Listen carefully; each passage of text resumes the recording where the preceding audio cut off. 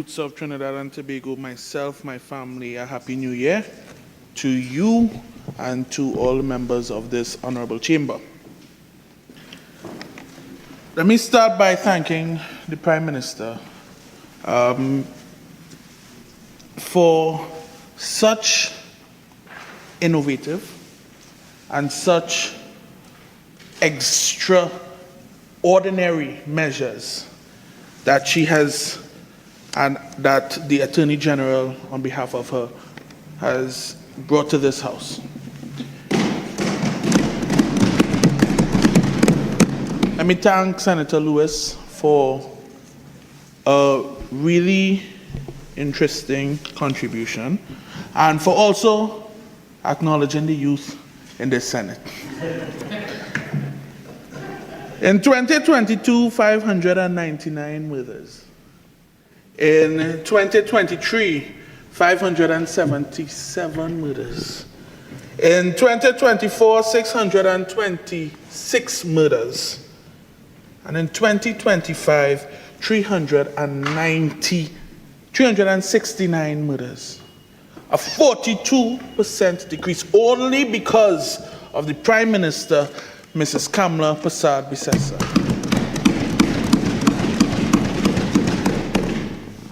Look, I listened to Senator Robert Rajman.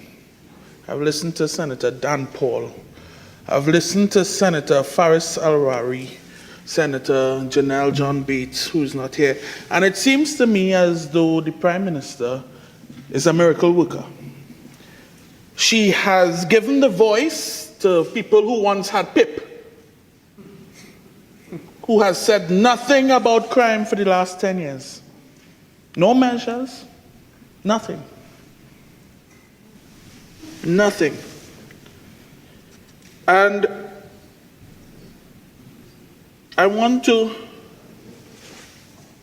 thank especially Senator Atz and Senator Lilith Etienne, who got me at home last night on the phone talking to people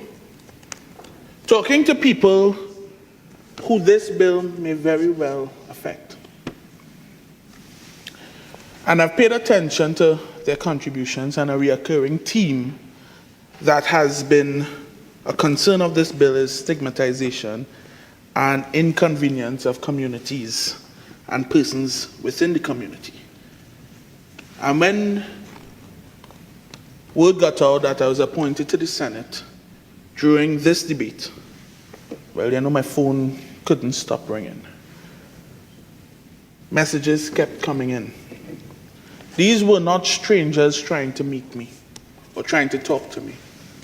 These were my people, my friends, friends that I grew up with,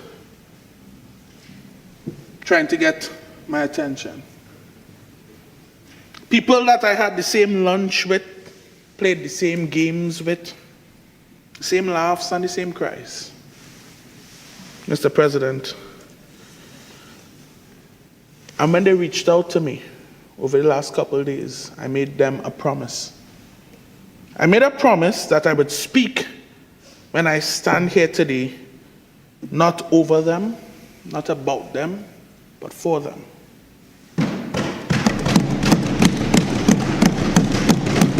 And as I bring their lives into this chamber, and I bring their real experience, real experiences within this chamber, I do so with fear.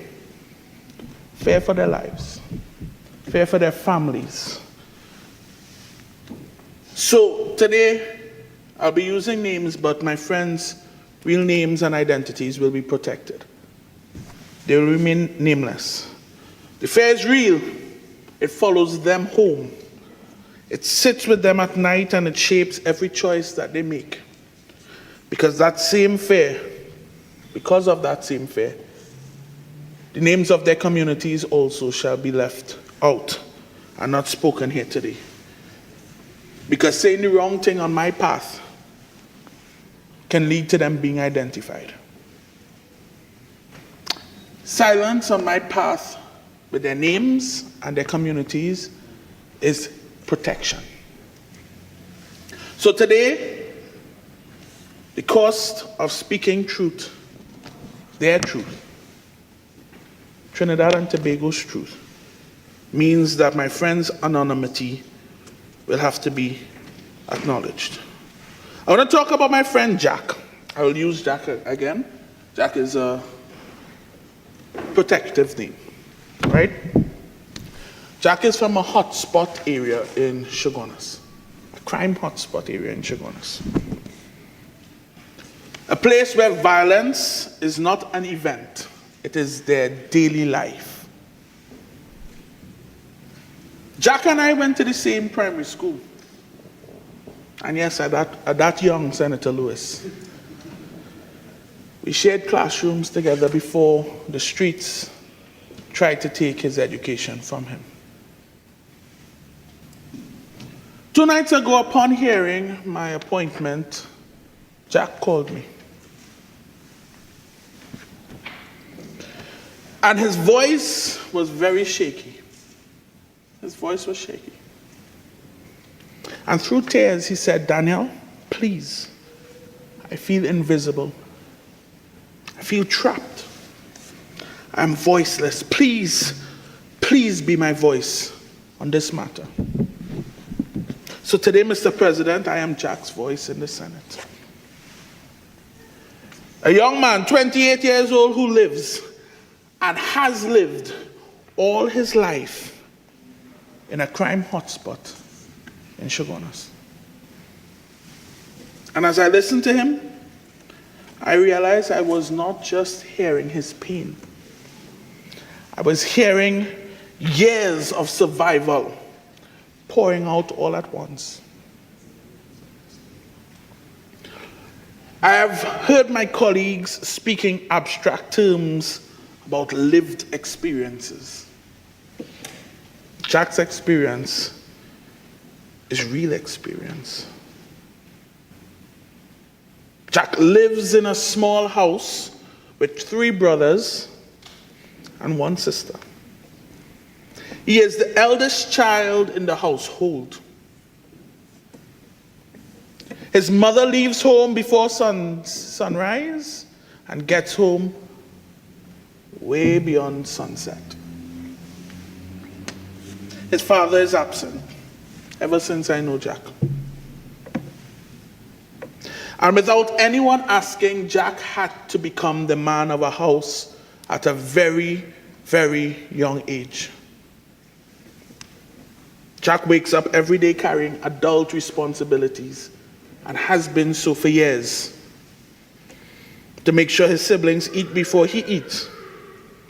To make sure homework is done.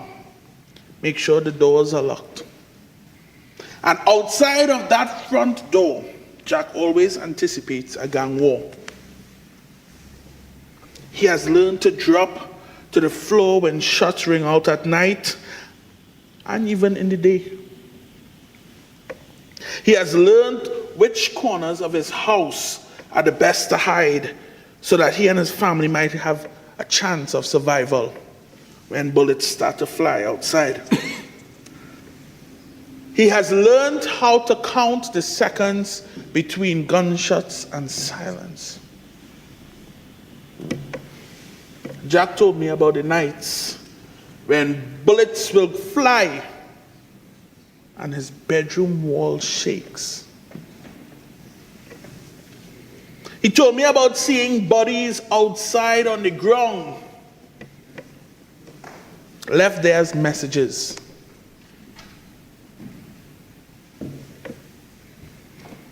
He told me about familiar faces, people he grew up with.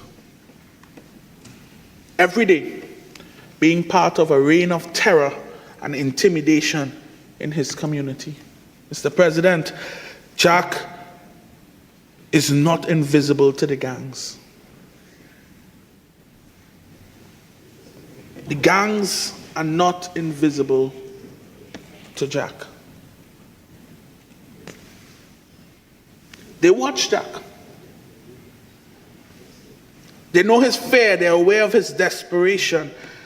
They understand that his family wants safety. They understand that his family wants security and economic opportunity to live a better life. Mr. President, they want to entice him and his family with their version of protection, with their version of safety, security, and a legal business model of economic opportunity. They see how badly he wants to protect his family, my friend Jack. And Jack has informed me about the quiet approaches. How they tell him joining is protection. They tell him their money is the only way out. Mr. President, how no one will survive alone and the gang life is the only life and the only option available to him and others in his community. But Jack has always been brave. And I dare to say some of us in this chamber, when confronted with the choices Jack has to make on a daily basis, may never have the courage or his fortitude. And every refusal by Jack comes with a consequence. He is followed, he's warned, he's reminded that families who do not cooperate suffer. Mr. President, one of Jack's younger brothers unfortunately broke under that pressure. Her laughter disappeared. How silence replaced jokes. How the street started to raise his little brother instead of his family. The night when Jack saw blood on his brother's t-shirt, it was not from an accident. It was from gang initiation. Jack knew that he had lost his brother, perhaps forever. Jack's sister, 14 years old, could be some of your daughters. Growing up surrounded by danger. The bad men stare at her when she walks the street. They start off by first shooting her. Smalley, family, bad, 14 years old, bad thing. Eventually those taunts turned into direct threats. Jack fears for his sister's safety every time she leaves the house. And he carries the guilt of not being able to protect her every second of the day. Senators, I ask that you do not block off this imagery.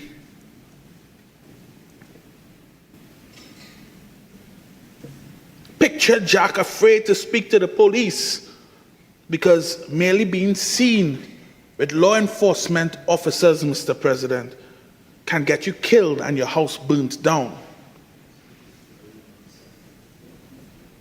Jack has learned to sleep lightly because danger does not come knocking first at 3 a.m. in the morning. And as I spoke to my friend, my heart broke. As I heard his voice, the exhaustion, not the kind of exhaustion that sleep fixes. My President, that was the kind of exhaustion that comes from surviving too long without hope.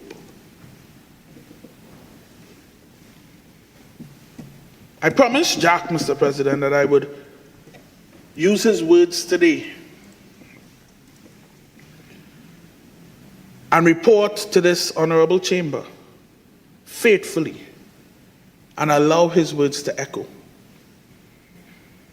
Daniel,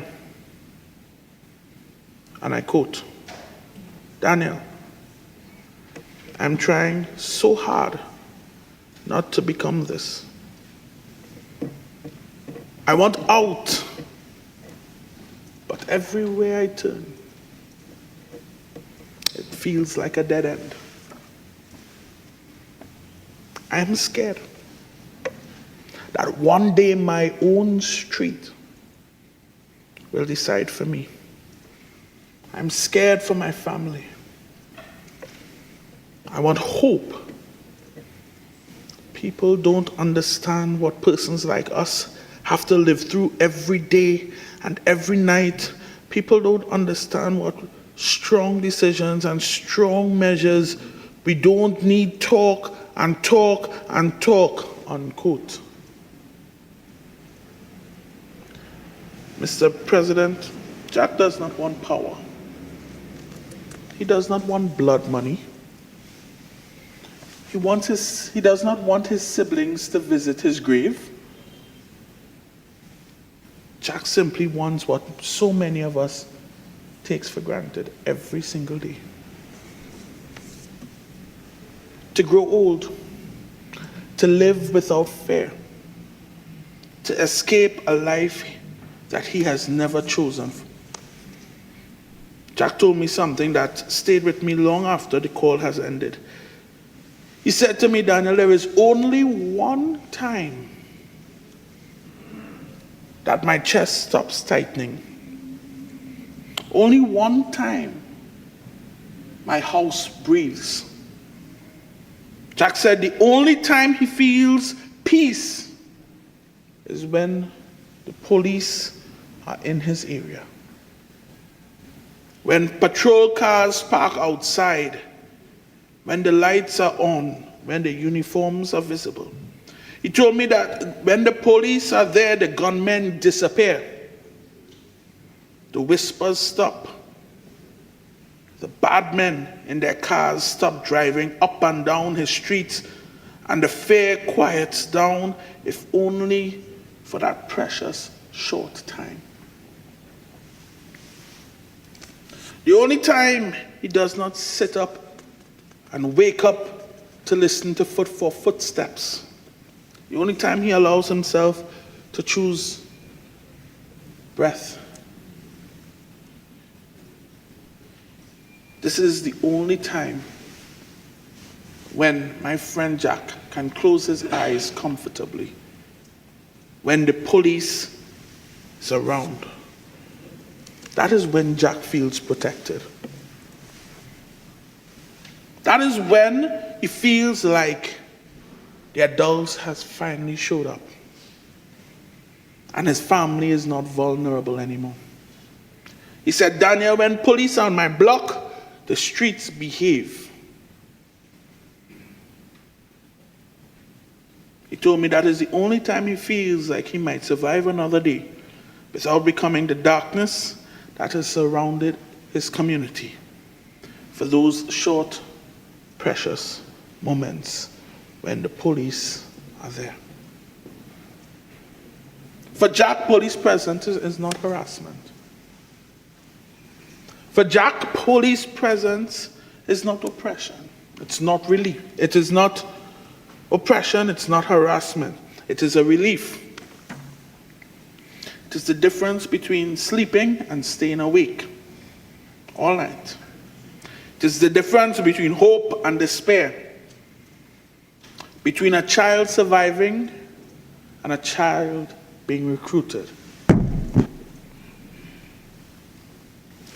Jack is still bravely trying to resist that life. It is hard for him. And right now, police intervention is the only thing standing between him and the streets taking over. Jack has his reality echoed in these chambers. That is Jack's story. And that is why this bill matters. Today I'm not telling you Jack's story for drama. I'm telling you his story because he's still alive. And he's begging for a better way before it is too late. Senator Rajman, you asked for consultation. I'll give you another consultation. My very good friend Maria.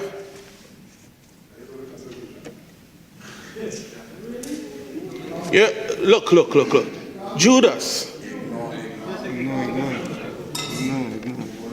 Waste of time. Maria.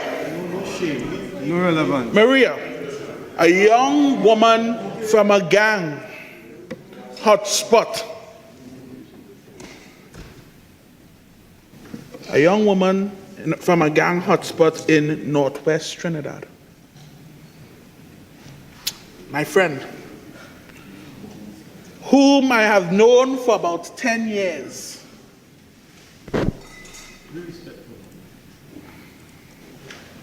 I refrain from giving any other information about Maria. She lives in a community where the streets have names, unlike the girls who are seen as a commodity by the predators that control the community.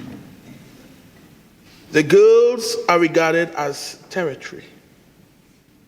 Their bodies are used as currency in silent and insidious trades between gangs. Their names do not matter as much as their bodies do to these gangs. Every morning before school, Maria wraps herself in 3 layers of clothing in this Trinidad heat.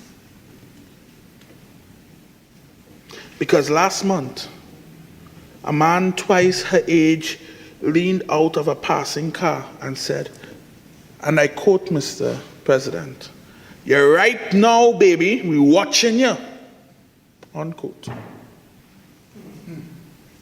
Maria has not worn her school uniform blouse outside of her skirt since. She walks 500 meters to school. But every day, it feels like she's crossing a battlefield. Twice. Men whistle while sitting 8 a.m. outside their street corners with eyes that do not blink. Boys on bikes slow down just to watch her hips. One time, a stranger passed a folded note to her. $1 bill. And on that note, it wrote, "Be outside your gate Friday or your little brother gets hurt." She burnt that bill.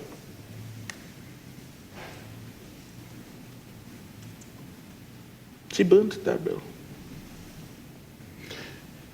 It made her sick to her stomach. She could not even tell her mother. Luckily, she was brave enough to tell me. There's nowhere to run to. Maria's mother works as a cleaner, cleaning offices in town. She comes home smelling of bleach and exhaustion. Her hands cracked and her eyes are hollow. There's an empty chair at the kitchen table. Maria's father vanished 2 years ago after failing to pay protection. He just disappeared. No call, nobody, just gone. Now Maria sleeps with a knife under her mattress. Not to hurt anyone, but because it feels like she has something sharp between her and the darkness outside.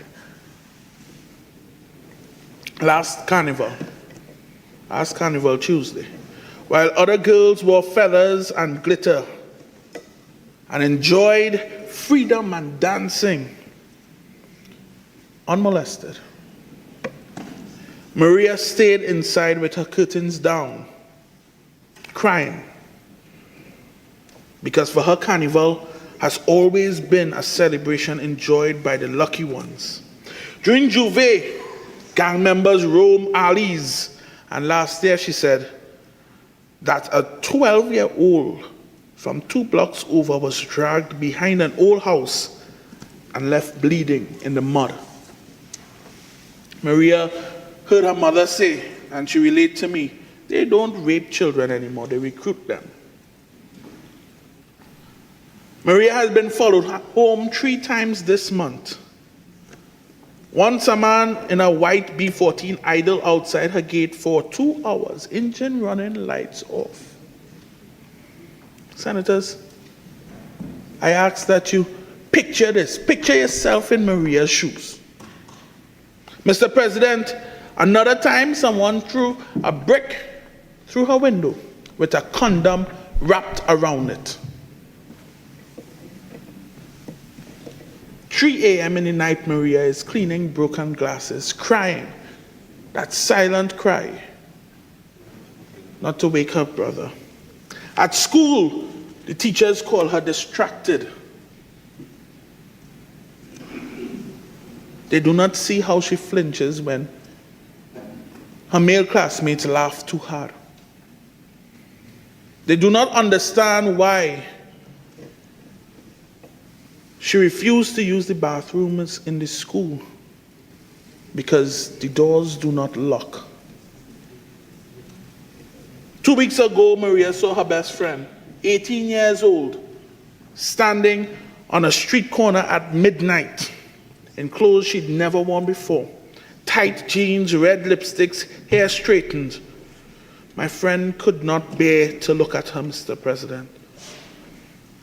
Maria saw the bruises on her friend's neck, saw the way her hands shook as she lit a cigarette with trembling fingers. Next day, her friend did not attend school.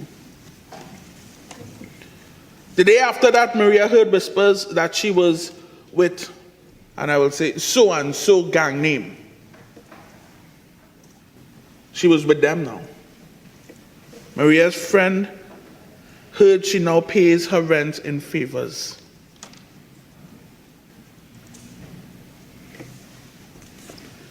Maria dreams of leaving, but with no money, and nobody leaves without a price.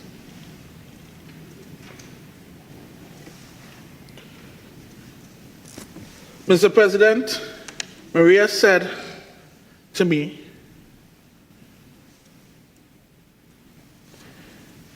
that the only time she feels safe and at peace is when the blue lights flash and boots hits the pavement. It's because the vultures scatter. The whistles stop, vans drive away, men pull their hats low, and for those few hours, Maria can breathe. She can walk to the corner shop without calculating how fast she can run. She can let her brother play outside without standing guard like a soldier. Maria said police presence is not oppression, it is oxygen, the thin line between childhood and captivity. It is the only thing that makes her believe she might live to see a 3rd decade. She doesn't want a savior. She wants a chance. A real one. Maria is not a statistic. She is not collateral damage. Mr. President, I have a couple more stories, but I will not get into them. I want to talk about some success of police interventions. And before I speak about this success, I want to preface by saying this is not a hero story about one hero officer. It is my personal story, one that I have lived. It is my experience about what happens when police intervention in hotspot communities happen, about how it actually works. in the heart of Pity Valley, a neighborhood too often labeled as violent, lives and breathes differently. When police walk not just as enforcers, but as mentors, protectors, and partners. I tell the story of Derek Shabady, officer in charge of the St. James Police Youth Club, my uncle. They believe, and I believe, that this is an example of police intervention when police don't just patrol. They listen, they guide, and most importantly, they believe the young people, others whom have they written off. I know this bill, zones of special operations, you speak of stigma and inconvenience, but ask the mothers who fear letting their children go out in the yard and play. They don't hear from teenagers who choose basketball and football over bullets because a police officer showed up, not with handcuffs first, but with a ball and an open door.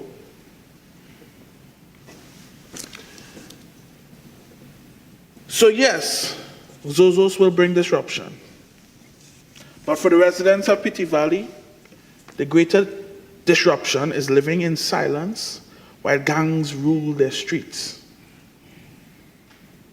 The inconvenience of checkpoints pales next to the terror of hearing gunshots at midnight of a bawling child. I tell you, Officer Shabady and his team provide and proves that police intervention, when rooted in trust and opportunity, does not just reduce crime, it rebuilds futures. Mr. President, this bill makes that possible. You want to know what truly stigmatizes a community? Being abandoned, being sacrificed, being left to bleed out in gang wars while the rest of Trinidad and Tobago watches the news and change the channel when they see blood. That is stigmatization of a community. When mothers have to scrub the blood of their sons off of the kitchen floor, that is stigmatization. 14-year-old girls, 15-year-old girls sleeping with a knife under their mattress, that is stigmatization. Boys becoming men at 11 because there's no one else to lock the doors, that is stigmatization. And they are on their knees begging for effective presence combined with genuine social investment. People in the youth club get the social investment. Programs that provide a place and a space. And this bill does not leave that to chance. This bill doesn't hope for heroes. This bill makes it law. It makes it law. Senators, we are looking to create a bill that has one of the, as Senator Lewis says, expansive social transformation units I've ever seen in law. Read the names, feel the weight. It includes representatives from the community itself. People who live there, people who survive there, people whose voices have been ignored for too long. It isn't just police boots on the ground. It is about creating a systematic, focused, legally mandated intervention to save lives. This bill says when we declare a zone of special operations, we don't just send uniforms and walk away. We send teachers, we send social workers, doctors, mental health support, job training, infrastructure repair, economic hope, and hope of life. We send economic growth to create pathways for my friends, like Jack, like her. We send children authority to protect my friend's Jack's sister. Thank you, Mr. President. And this bill does not leave that partnership to chance or to charity of the kindness of individuals. So when you vote, I'm asking of you, don't think about the abstract concepts of stigmatization and inconvenience. Please, think about Jack. This bill is not perfect, but it's necessary. It is urgent. My friends, my partners, my brethren are demanding that we stop debating their lives and start saving them.